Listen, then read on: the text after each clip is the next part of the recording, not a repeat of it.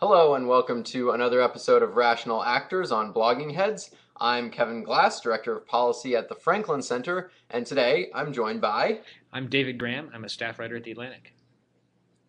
Hey David, thanks for being on. We are going to talk about, and because I think it's time to stop ignoring this horrendous phenomenon, but Donald Trump running for president. And you wrote about him yesterday, and there's been kind of a media bubble around Trump, but not just the media. And in the past, I've liked to kind of blame the media for Donald Trump's popularity in the conservative movement because, everywhere he goes, he seems to be flanked by media even before this run for president. But now he's actually running, which is, I think, conservatives' worst nightmare. Well, some conservatives' worst nightmare. And now some members of the mainstream Republican Party are kind of trying to quash this little Trump wagon in the Republican race. And you wrote about this yesterday, specifically about the Republican National Committee's call out to Trump in an attempt to rein him in, to tell him what he's actually doing to this race. And I wanted to kind of get your perspective on what the Republicans are trying to do here. I mean, I think it's entertaining to see the way this call played out. Reince Priebus calls Trump and says, you've got to tone it down, you've got to do these things. Then calls donors and says, look, I told Trump. Trump calls the New York Times promptly and says, he called to congratulate me. He says everything is great. And I mean, you can see he just doesn't respond to anything, and he doesn't live in the same universe as other politicians. But you can see exactly why Priebus would be nervous. He's out there saying these outrageous things, and he's doing really well in Republican polls, and it distracts from serious candidates, and it distracts from the message that Republicans would like to send this election cycle. Yeah, these calls and these miscommunications and these leaks to the media, I mean, I'm a big NBA fan, and it's just as entertaining and kind of weird as NBA free agency, where like leaks are completely contradictory to each other. But it actually surprised me how Trump tried to spin this call, because and this is me just playing weird campaign political advisor, if I'm Donald Trump, I come out and I say, hey, the mainstream Republican Beltway establishment is scared of me. They're trying to squash me. I'm telling the truth and people believe in what I'm saying, and they're trying to stop me, and that's why you need to pay attention to me. Not everything's cool with me and the Beltway Republicans here. Totally. And the problem, and why I think Reince and the RNC are scared of this, and I think pretty deservedly so, is that they laid out rules for the upcoming, and it's absurd that they're upcoming because this is a 2016 election, but the upcoming Republican debates where the top 10 contenders in the polls get onto the debate stage. And, establishment Republicans' worst nightmare is Donald Trump, reality star, excellent on TV guy, up there on a debate stage, both maybe saying crazy things and being probably a very good debater because he's good at TV, he's good at sound bites, that's his shtick. And they're terrified of him getting up there, and that is both, I think, why the RNC is trying to squash it and why they're worried about these rules that they set out for their own debates. The rules seem like a classic example of, well-intentions that have backfired. If the idea was to keep the crazy candidates off the stage and have control and have a small, 10 people is still a lot, but a relatively small number of candidates. So you set out these rules that do that, and you have to be polling well, and it seems like a great way to keep things under control. And then Trump barrels in and says these crazy things and shoots to the top of the polls, and suddenly you've got him on the stage. So I don't know what they were supposed to do, but I wouldn't want to be in their feet now. Right, and I think laying out those rules so early was a mistake on the RNC's part, because that right now they're looking at a situation where a bunch of the contenders that they'd like to be on the stage, Carly Fiorina, Bobby Jindal, possibly John Kasich, though, Republicans are split on his legitimacy, but he is kind of a quote-unquote serious candidate that might appeal to centrists, right? Yeah. And those people are off the stage, and right now we're looking at Donald Trump on the stage, Jeb Bush on the stage, and not that Jeb Bush is a non-serious candidate, but he is very divisive simply because of his name. And they'll get the Marco Rubios and the Scott Walkers on the stage, but you still they're looking at a situation a little bit similar to 2012, which is what they were trying to avoid, Hmm. where you have the serious candidates and what looks to be like the non-serious clowns on the stage at the same time. And with that many people, it's much easier for the non-serious clowns to make a big impact because you don't have to actually engage in policy. You can deliver a really good soundbite, a really good zinger, and there's not time to get into nitty gritty. So, I mean, I guess my question is, do you think that the rules themselves are the problem or just the timing? Do you think if they had laid these rules out later, it would have worked okay or no? No, I think the timing was wrong because they thought that the rule that they created was going to work, Hmm. and what they could have done is just wait and have different rules, Right. or even say we're the RNC, we're going to handpick these candidates, Hmm. and that's that, and Donald Trump's not going to be there. Tough Yeah. luck, and that would look bad, but it might be a better outcome nonetheless than what we're looking at right now. Right. Totally. And the problem now is that Donald Trump isn't only polling in the top 10, he's in the top like three candidates. Hmm. He's not falling out in the next, month, I guess, until the first debate. And, there was a YouGov poll yesterday which just shocked me. I was hoping that Trump would just be a mini, spike. And we saw this in 2012. We saw people like Herman Cain had a little spike. Newt Gingrich had a little spike. Michelle Bachmann had a little spike, and we kind of knew those people weren't going to win the Republican nomination. But Trump is. There was a YouGov poll yesterday. He's leading the poll, not Hmm. just like competing. He was at 15% of the vote, and I'm not sure what rule you make to keep him out.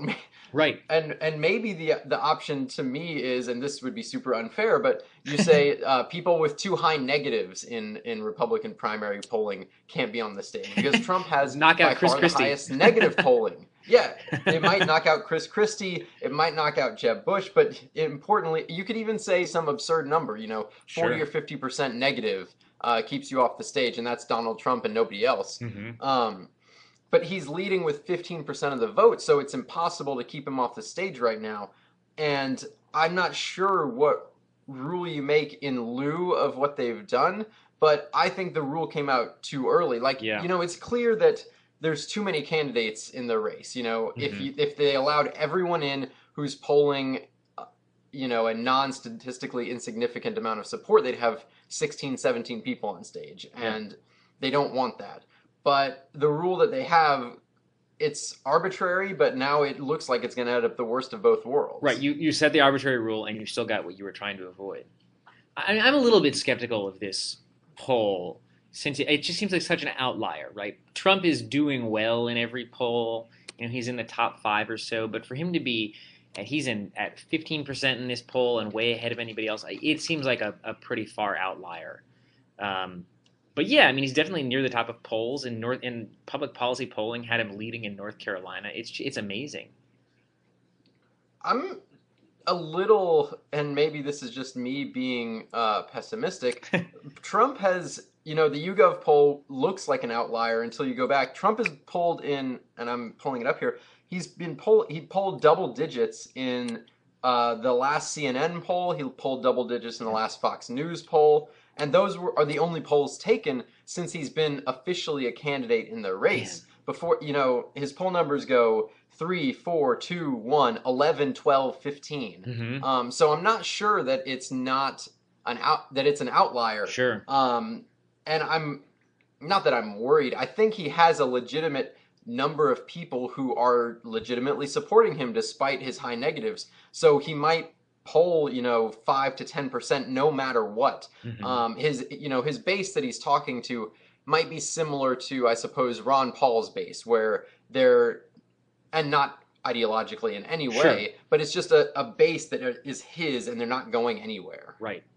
Yeah, I'm interested to know who these people are too, and it's hard to get a solid idea, but you get a lot of anecdotal reports, and I feel like it's people who are fed up with politics as usual, and they see Trump as different, and they're probably not particularly engaged. They can't tell you what his positions are on most things, but he's certainly different, and I think that attracts a certain stripe of voter. You know, I see people comparing him to Ross Perot too. People who are fed up with politics and they see somebody who seems like he's outside of the system.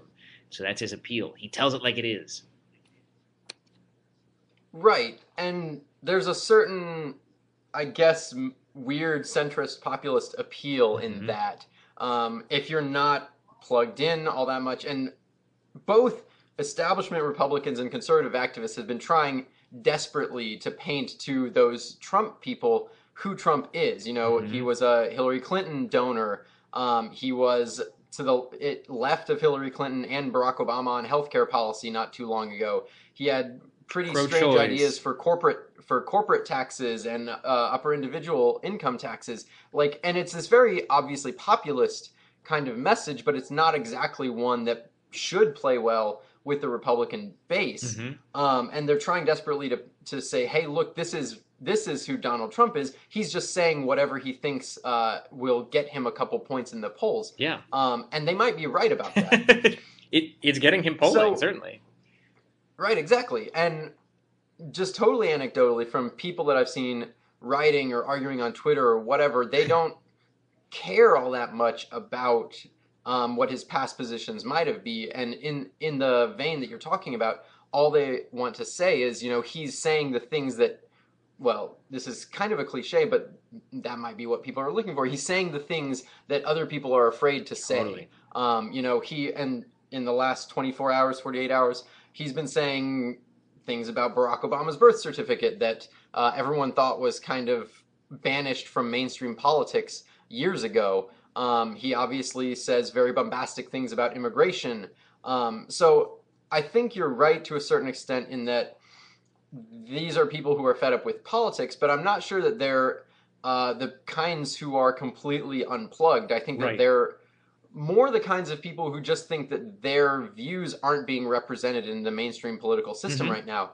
And that might be who he's appealing to. Right, that's true. And I mean, I think that the sort of liberal punditocracy and Democratic Party operatives are really love the idea that there is a huge base of Republicans who are xenophobic monsters who are just waiting for someone to voice these concerns, and they're beating the drum really loudly on that, which is another reason why you know Republicans want to get this guy quiet. It's, you know, he's saying these things that just look terrible and can easily be painted as though the Republican Party's mainstream when I don't think they really are.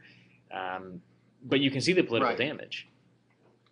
Absolutely. And you know, I think it was the DCCC when Trump officially announced his candidacy, his entry into the race. They put out a very straight statement that was like, we congratulate Donald Trump's entry into the race. We hope that his important voice will be heard, or something along those lines, which is that democratic celebration that a person like Donald Trump saying the things that Donald Trump is saying Yep. has gained traction in the conservative movement. Hmm. Um, so I think, and I've seen, and this is a divide on the right.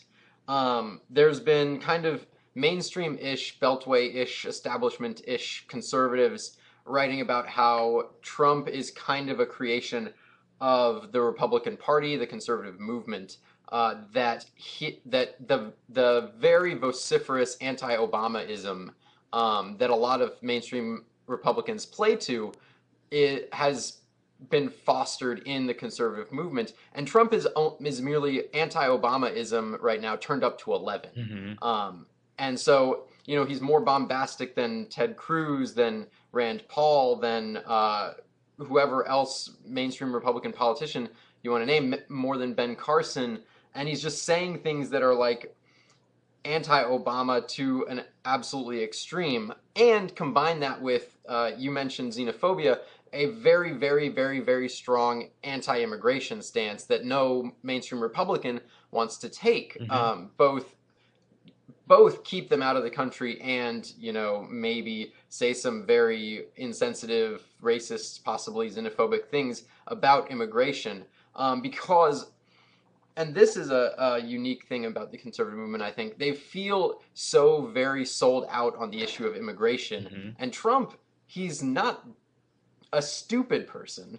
Um, he knows that that is kind of the issue that Republicans are least trusted by grassroots conservatives on, and he seized on that. So that is kind of the issue animating, I think, the supporters of Donald Trump right now. I mean, that's an interesting idea. I wondered how much Trump sort of blundered into this stratagem and how much it was calculated. You seem to be thinking he saw this as a place where he could calculate, he calculated he could really get a lot of support. I wonder whether he said these things, didn't realize what was going to happen, and once he saw the way people responded, just was like, well, I'm going to double and triple and quadruple down on that. His I go back and forth wondering whether he is a brilliant strategist who is kind of clowning people but knows what he's doing, and the extent to which he's making it all up as he goes along.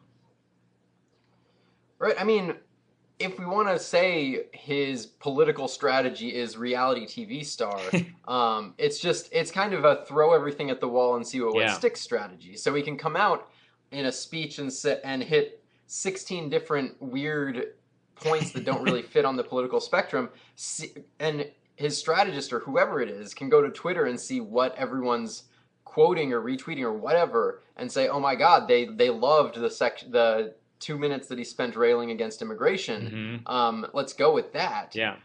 So I think that maybe is how it works. The Trump machine works, and so I don't know if Trump spent years calculating exactly which talking points, which issues are going to work, but he knows ratings, right? Totally.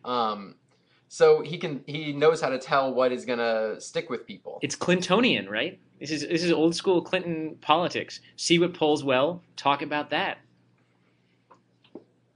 Yeah, I mean, exactly. And I think the immigration issue is very interesting to me because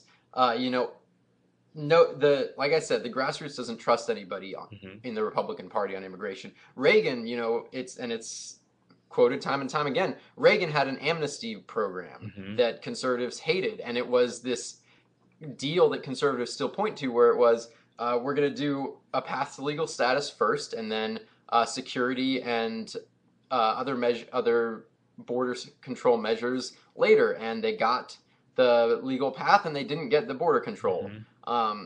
And Reagan obviously is still a figure that looms large in the Republican Party. And if even Reagan is not something that they can trust on the immigration issue, then who can they trust? Right. And so Trump is obviously not someone you can trust due to his history in the political You're gonna sphere, get sued his for history that. as a reality TV star. But he's at least saying things and sounding convincing to people that that's their number one issue. And you remember, I mean, even some of the supposed red meat conservatives have these sort of path to legal statuses in their plans. Like Rick Perry, for example, who was the conservative alternative to Mitt Romney in 2012. Romney ran to Perry's right on immigration because Perry had a fairly comprehensive immigration plan that would have included a path to legal status. So if you're the voter who says we cannot have a path to legal status, we need to do border control, see if that works, continue deporting people, and then maybe later down the line, if we get what we want, then we'll talk about legal status. Yeah, and there's that devastating moment. That's what Trump wants. Yeah, there was the devastating moment in the debates where Rick Perry was talking about education for children of illegal immigrants, and there was a heartless comment, and he was pounded for that, and that was probably more damaging than his failure to remember 3 things on a list. And, you see this in all the candidates. I think they realistically understand that there has to be some sort of policy, and they want to secure the border. But as soon as you start talking about other things, you lose people. Trump doesn't talk about other things. All he talks about is overwhelming force, doing anything to stop Mexico, and you can see why that viscerally appeals to people who are upset about immigration. He sounds it like he means it.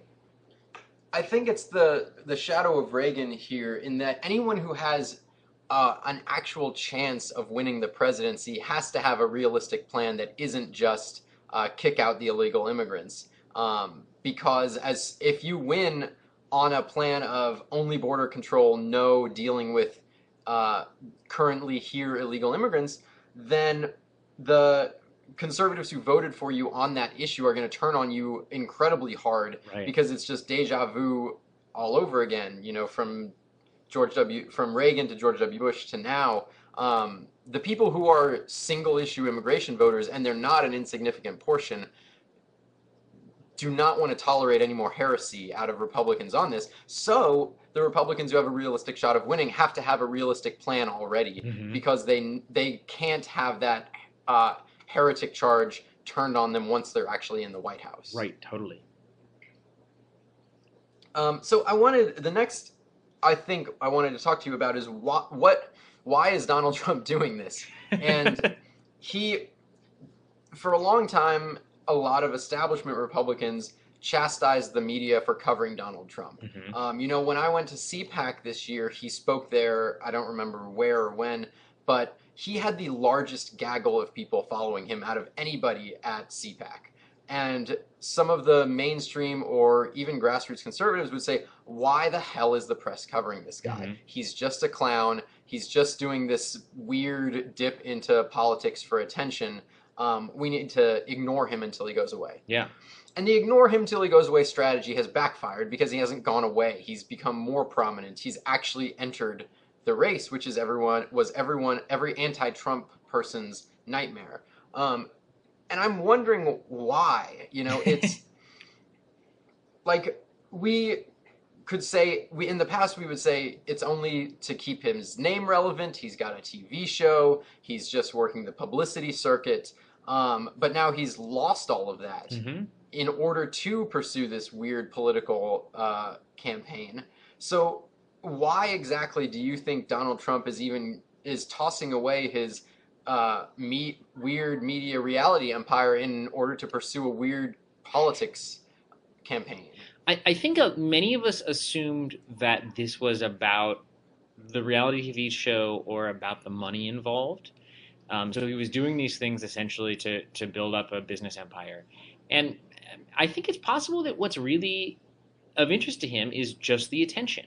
So he was doing all these things as a means toward the end of getting attention, whether that's the reality TV show or many aspects of the way he does alleged real estate development. So his classic real estate move is that he licenses his name to things. So he's got all of these buildings in the U.S., but particularly overseas, that have the Trump name on them, and it's like a franchise. He sells them the name.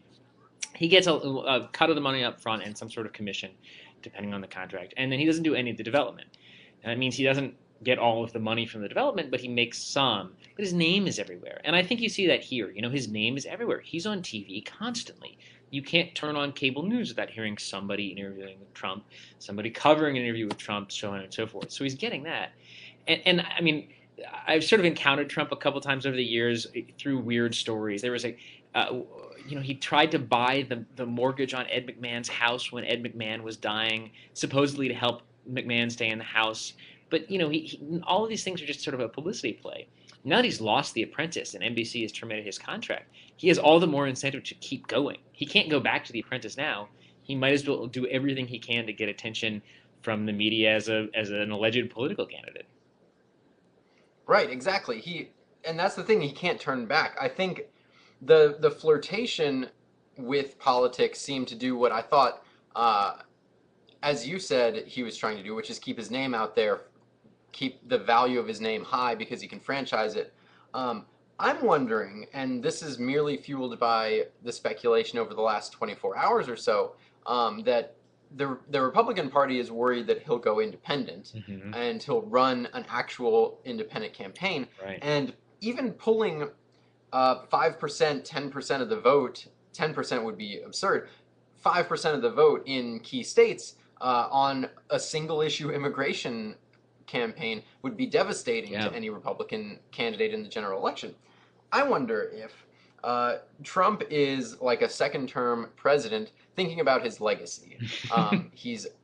And this is just speculation, but he's at the end of his business career. He's accomplished whatever he wanted there. He had his TV show. But in the end, he's kind of a bombastic media business mogul who will probably be forgotten in the history books. Mm-hmm. But Ross Perot will never be forgotten Right. in the history books. He pulled enough support in politics to basically put an asterisk on the 1992 election Mm-hmm. as one of the strangest in modern history.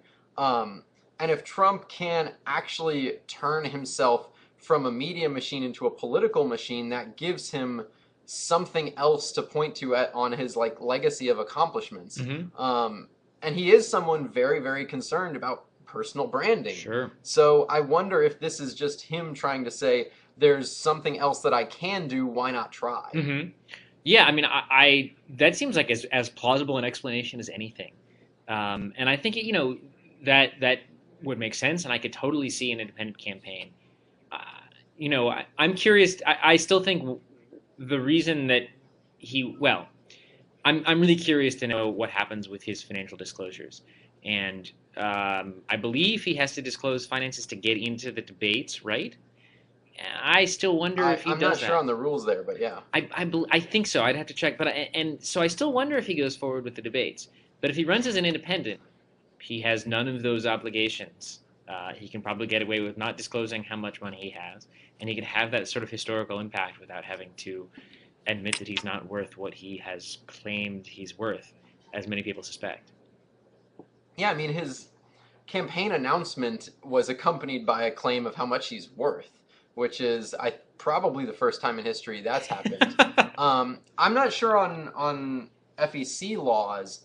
If you run as a independent candidate, you're saying that some of these financial disclosure laws might not come into Oh effect. no, I guess the FEC rules would still apply. It would allow him to he could push off a disclosure further though potentially. Mm. Um, if he doesn't have to, Shore up yeah. some finances before he actually has to Yeah, disclose. he still does have to disclose though, and I mean, maybe I'm too cynical about this, but I just find it hard to believe that he will go forward. Looking at his, I mean, he has this track record of he was in years of litigation with Tim O'Brien, formerly the New York Times, over how much he was worth. Because O'Brien reported he was worth 150 to 250 million dollars, which is obviously a lot of money, but not billions. And Trump sued him for this and lost the lawsuit.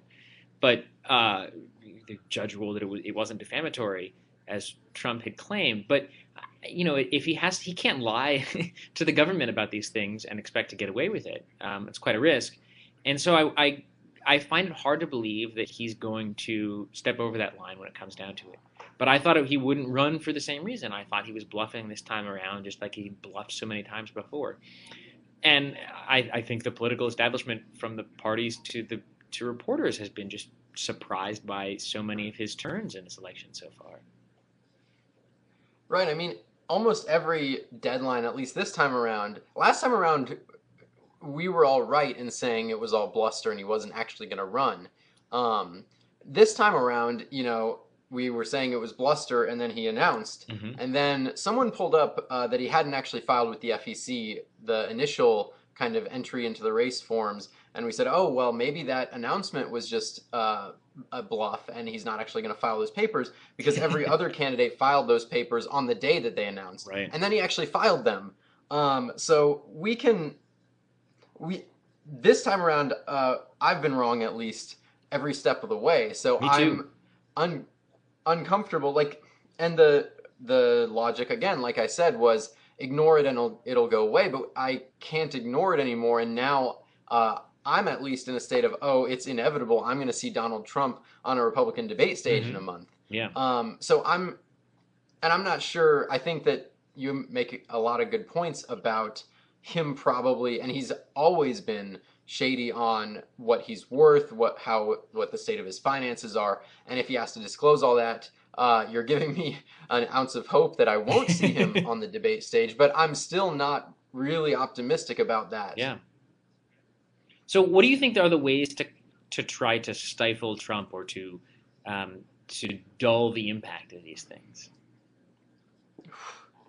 I mean, I'm not a expert political strategist. What's interesting is I think the Republicans have been well, I wouldn't say they're playing nice, Hmm. but they've had a lot of calls for them to denounce Trump in harsher language than they have. Right. But they have been distancing themselves, denouncing Trump, and I'm not sure.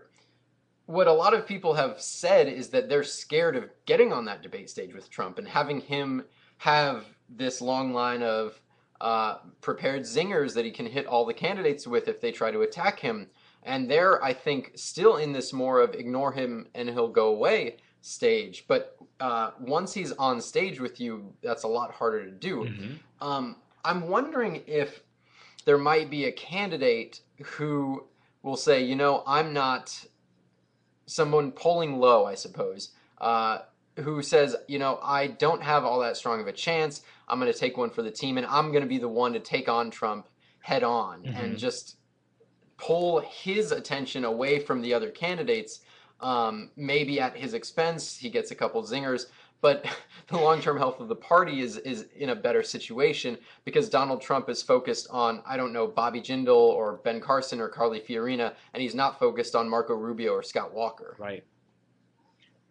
Yeah, I mean, and that's, I guess Ron Paul played a little bit of that role in 2012. He was accused of serving as an attack dog for Romney and taking heat away from There's Romney. that, yeah. Yeah. But Rick Santorum got into it with Paul, and there was a Hmm. weird kind of Ron Paul versus Rick Santorum sideshow while Romney just stood above the fray, kind of allowing everyone else to attack each other. And not like anyone else really had a chance at Romney at any point, but he was able to play everybody else off each Right. other. And I wonder if the best strategy is to have someone else go first and pick a fight with Trump before he goes after someone on an issue where they might be actually vulnerable. So if he goes after Scott Walker or Marco Rubio on immigration, Rubio is already in Right. hot water with conservatives on the immigration issue. If he has to be pulled down into the Trump morass, it could actually hurt him in the actual Hmm. primaries. Yeah, absolutely. So yeah, I'm not sure. I'm not sure what the best strategy is at this point. I'm terrified that he's polling in double digits above candidates that seem to be a much better for the Republican Party. I mean, even above such, you might call them red meat enthusiasts like Ted Cruz. He's out red meeting the red meat crowd, which Hmm. is bad news, I think, for the Republican Party. And I'm not sure. I guess we're about, like I said, a month away. I'm not sure where it stops at this point. Yeah. I was trying to imagine what Trump could say that would be so outrageous that he would be discredited and voters would start leaving him. And it's just hard for me to guess what that would be at this point. I don't know Right. what is a statement that he could do that would just, it would require him to be fully castigated by, well, I mean, the Republican Party would you know, probably doing the same things, but it would require voters to abandon him and probably the media to stop putting him on TV all the time because I suspect that the attention plays a huge role. And I don't know what that would be. I Right. mean, the more outrageous it is, the more likely he is to get on TV. The more he's on TV, the better his polling seems to be. Yeah. And I'm not sure either. What worries me is that Trump is kind of, and this is what a lot of the elite establishment Republicans have criticized the Republican Party or the conservative movement at this point. He's more of a symbol of, like I said, anti-Obamaism. Hmm. So as long as he's on the anti-Obama side, it doesn't seem like there's a line that's too far that's going to start losing him, Hmm. whoever that core base of support is. Maybe, and maybe it would be something like attacking one of the other Republicans and saying, I would vote for Hillary Clinton instead of Ted Cruz because Ted Cruz is so terrible. Right. Because that starts to lose him. Because the people who support him are primarily anti-left Right. before they are pro whatever their side is. Hmm. So saying that Barack Obama would be a better president than Ted Cruz or Hillary Clinton would be a better president than Ted Cruz, I think might lose him a little bit of support. I don't think that loses him the media Hmm. attention. But Well, you see people already I pressing him think on the question of are you committed to voting for the Republican nominee if you don't win? And he won't answer that question. Or he won't answer that question clearly as yes, I will vote for the Republican nominee. I'm interested to see well, if that cuts into his support or not. It's a little bit early, but people are going to keep asking it, and I think that will start to look bad for him.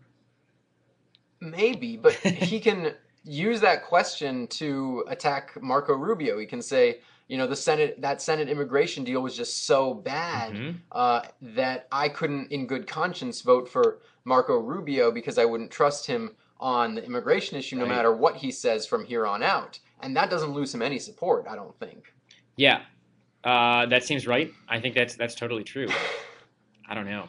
So, yeah, I'm not sure where this goes. I think that's about all the time we have for today. Thanks a lot for coming on, Thanks David, for having me. to unravel the Trump ball of yarn with me for a couple minutes. It's my pleasure. And I'll see everyone next time on Blogging Heads.